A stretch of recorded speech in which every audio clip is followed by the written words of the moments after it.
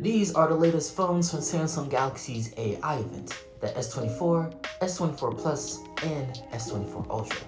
I'll talk about it all in this video, so definitely subscribe, drop a like, leave a comment, and turn on the bell notification if you like what you see and would love more tech videos or tech news. To start, there's nothing new with the outside look and design, as it's very similar to the previous generation of their phones. However, there is some new hardware with the materials, an enhanced display, and colors. Starting with the S24 and S24 Plus, the material is an armored aluminum frame with a matte black from top to bottom, which should be more durable and useful for the hand as the edges are less curved and more boxed off.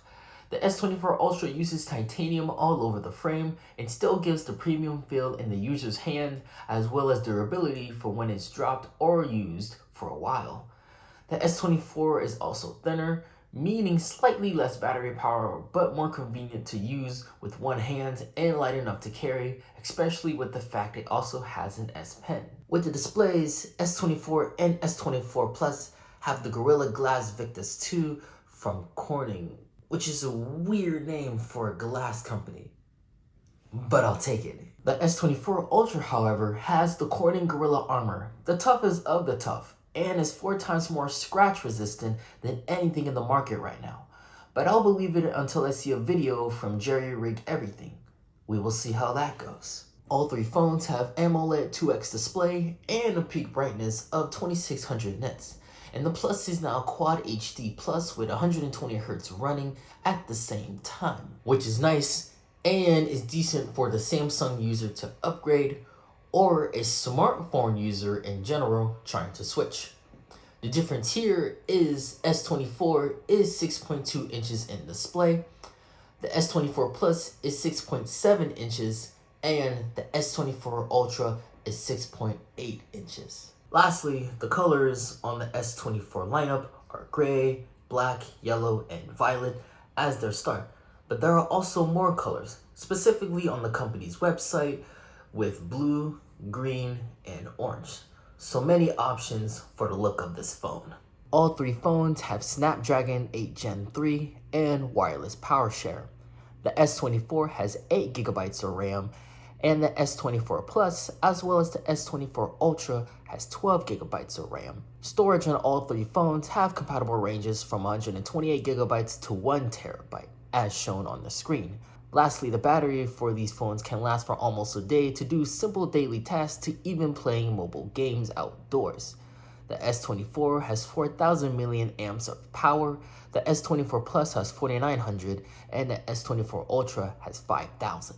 With the cameras on all three of these phones, they are very similar to the S23 lineup from early last year. However, the slight changes are in the hardware, with the telephoto camera going from a 10 megapixel to a 50 megapixel with a 5x zoom, and the S24 as well as the S24 Plus have a 30x space zoom and a 12 megapixel wide front facing camera. Now you may be wondering, Tyler, the photos and videos between the S23 lineup and the S24 lineup will be very similar. You're right, but the software is where it makes a huge difference. Besides the common features of Seeing Optimizer, flaw detection, Super HDR, photo assist, nightography, and video stabilization, all of this is powered by a pro visual engine which can do things that includes taking a good quality video from the nosebleeds with space zoom,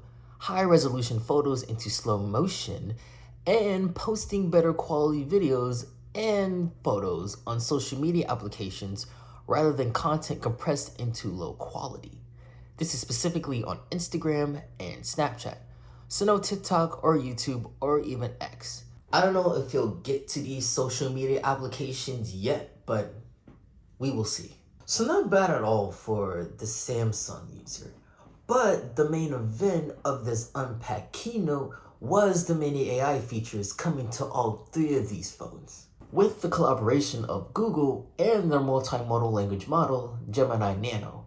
It is really interesting to see these two giant tech companies come together for this matter, and it's impressive what this AI model can do for Samsung phone users, specifically on the S24 series.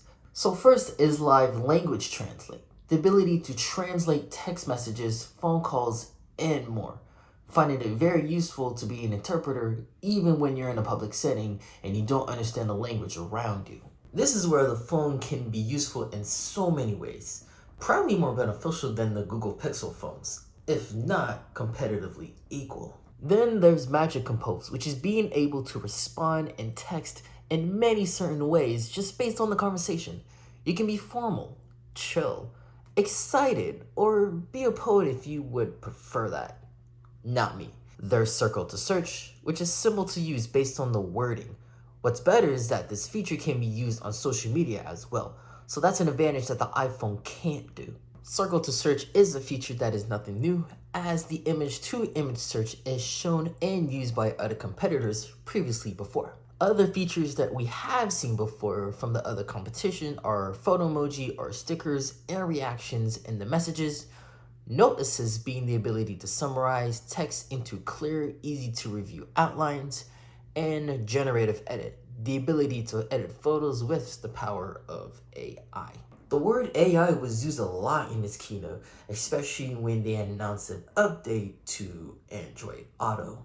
But overall, this is a huge leap in smartphone innovation, especially for Samsung, competing with mostly Apple and other giant tech companies in the department of smartphones. So that is the S24 series from Samsung. By the time this video is out, the smartphones are available to order and are no longer in pre-order. The prices of the S24 series start at $799 for the S24, $999 for the S24 Plus, and $1299 for the S24 Ultra, which is a lot but understandable with what you're getting both in the hardware and software department. But let me know what you think.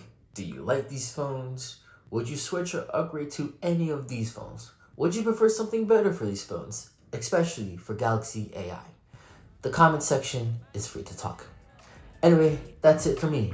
So thank you for watching, and I'll see you in the next video. Peace.